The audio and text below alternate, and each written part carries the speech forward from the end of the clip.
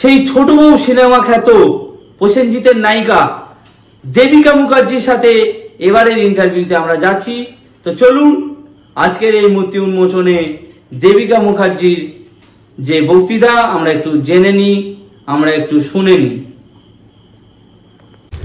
তো আমরা চলে এসেছি তুলসীঘাটা, অর্থাৎ জয়নগর বকুলতলা থানা এলাকার তুলসীঘাটা দেশবন্ধু ক্লাবে। সেই দেশবন্ধু ক্লাবের দেশবন্ধুর মূর্তি দিয়ে সহায়তা করেছেন আমাদের তন্ময়দা, এবং সেখানে উপস্থিত ছিলেন বিশিষ্ট অভিনেত্রী দেবিকা মুখার্জি, ছোট বউ খ্যাত। তো সেই দেবিকা মুখার্জির কাছ থেকে আমরা জেনে নেব কিছু কথা। আচ্ছা, আগে বলুন আমাদের এই গ্রামের পরিবেশটা আপনার কেমন লাগলো? খুব আন্তরিক মানুষ। গ্রামের পরিবেশ আমি সবসময় খুব পছন্দ করি, তার কারণ আমি গ্রামের অনেক ছবিতে কাজ করেছি। আর গ্রাম আমাকে টানে, গ্রামের মানুষরা আমাকে খুব ভালোবাসে, আমাকে দেখতে পছন্দ করে। তো কাজে আমি উপস্থিত হলে আমি ধন্য মনে করি নিজেকে। আজকে আমি এসেছি চিত্তরঞ্জন দাসের তিরোধান দিবস উপলক্ষে তার মূর্তি উন্মোচন করতে। আমাকে মলয় এখানে উপস্থিত করেছে, মলয় খাটুয়া তো না, মালয় নাচুয়া আমার ছোট ভাইয়ের মতন। ওকে আমি বেশ কিছুদিন ধরে চিনেছি, কিছু কিছু কাজের মাধ্যমে, কিছু কিছু অনুষ্ঠানের মাধ্যমে। ওর অনুভূতি আজকে আমি এসেছি।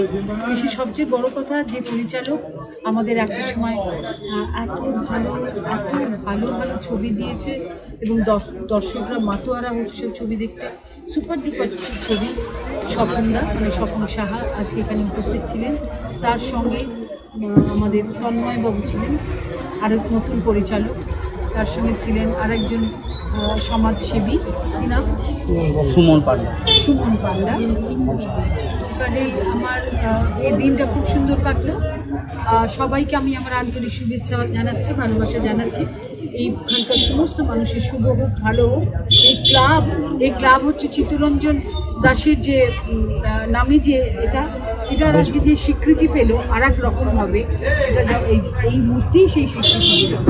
আমি এই সমাজে যত ছোট ছোট ছেলেমেয়েরা আছে যারা এখন শখে লেখাপড়া শিখছে, আস্তে আস্তে উন্নতি করবে, তারা অনেক বেশি জানবে এবং এখন এদের জানা দরকার।